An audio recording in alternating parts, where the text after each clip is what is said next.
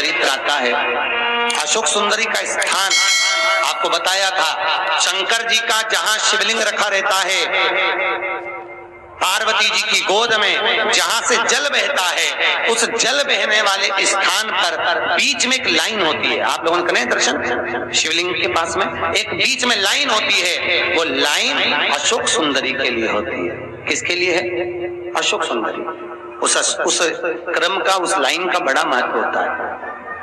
हमारा निवेदन है, जिन बच्चियों की शादी नहीं होती हो वो लाल चंदन, लाल फूल की पंखड़ियां 11 अशोक सुंदरी के नाम से शंकर जी का शिवलिंग जहाँ रखा रहता है, अशोक सुंदरी का जो स्थान है उस स्थान पर अगर चढ़ाती है नारी सोमवार की अष्टमी के दिन, उस बच्ची का विवाह, उस बच्चे का विवाह तुरंत 3 महीने के अंदर पक्का हो जाता है। ऐसा अशोक सुंदरी का प्रमाण था। सुख देने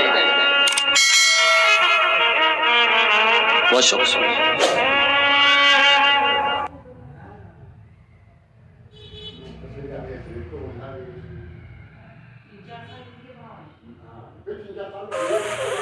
तुम कह रहे हो, विंध्य ने कहना चालू करा देवऋषि नारद के सामने। जब विंध्य ने अपना बखान करना प्रारंभ करा कि मैं इतना विशाल पर्वत हूं, मेरे पास सारी औषधियां हैं, मेरे पास में रतन भरे पड़े हुए हैं, मेरे पास में माणिक भरे पड़े हैं, मेरी सुख, मेरे पास में अपार औषधि और सुख है। नारद जी हंस दिए कि तुमसे ज्यादा सुख तो सुमेरु के पास में है, और सुमेरु पर्वत बड़ा प्रबल है। उसके बाद भी उसके मुख से ये नहीं निकला कि मैं इतना प्रबल हूं, मैं इतना बलवान हूं, मैं इतना प्रखर।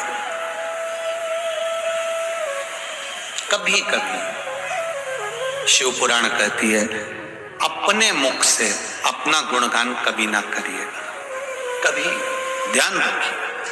आप दूसरे की बड़ाई करिए।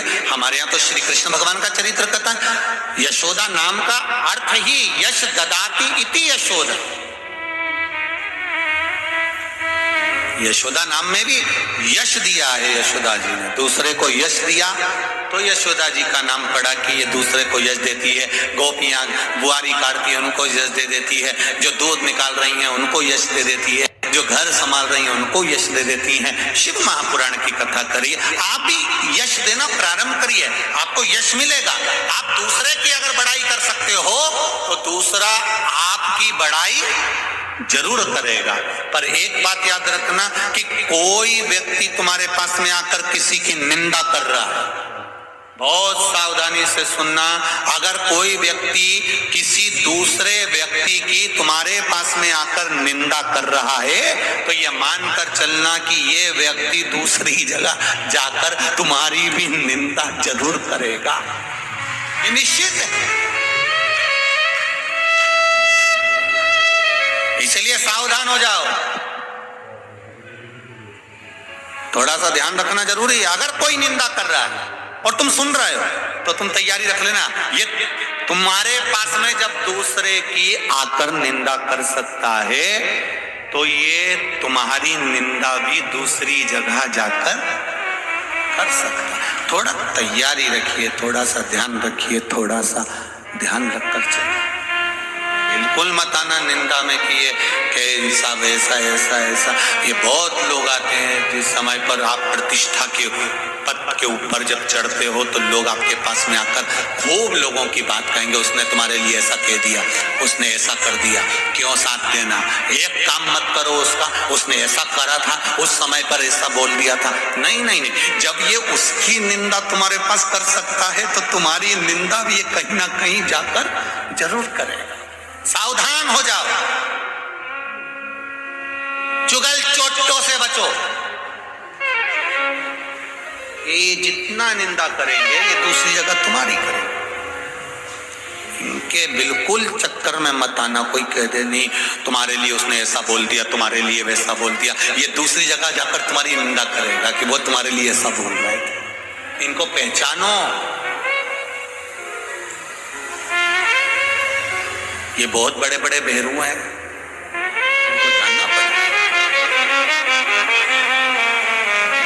जब तक आप अपने कानों से नहीं सुन लो, जब तक आप अपनी आंखों से नहीं देख लो, तब तक विश्वास मत करना कि व्यक्ति ऐसा है। कोई किसी की बुराई करे, पहले उसको परखो, पहले उससे मिलो, पहले उससे एक बार जाकर बैठकर बात करो कि व्यक्ति ऐसा है क्या। हमने तो सुना था व्यक्ति ऐसा, वो व्यक्ति ऐसा, इतना बोलता है, ऐसा बोल देता है, इतना आड़ा टेढ़ा बोल देता है। उससे मिलो तो वो आड़ा टेढ़ा क्यों बोलेगा, किस लिए बोलेगा, उससे मिलो, जाके एक बार बात तो करो।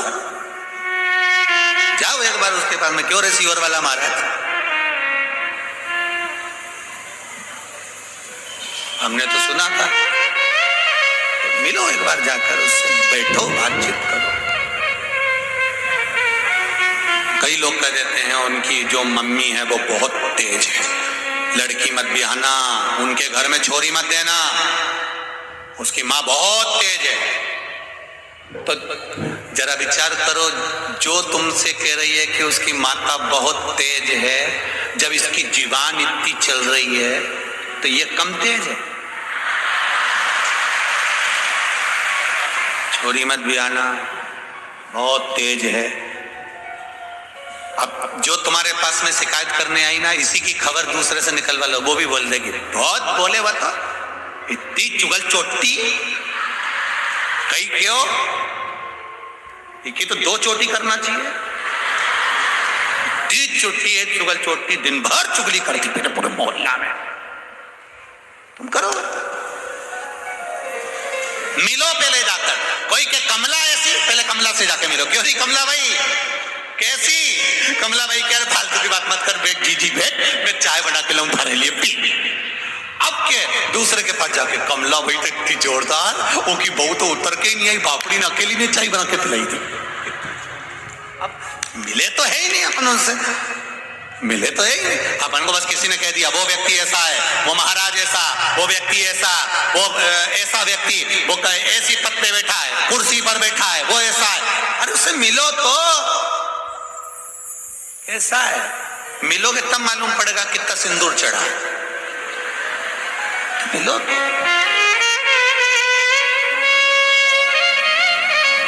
मालूम ही नहीं पड़ा, कहीं कहीं का घेरू नया नया। अब बिंद को जाकर कह दिया नारद जी ने कि सुमेरु ऐसा है, बिंद को लग गया, और बिंद ने कहा दिया सुमेरु ऐसा, हाँ मुझ में कोई बल नहीं, हंस दिए, मुस्कुरा दिए, थोड़ी ठिठोली कर दी, और जैसे ही हंसे बिंद को बुरा लग गया। बिंद ने शिवलिंग का निर्माण करा, पूजन करने के लिए आतुर।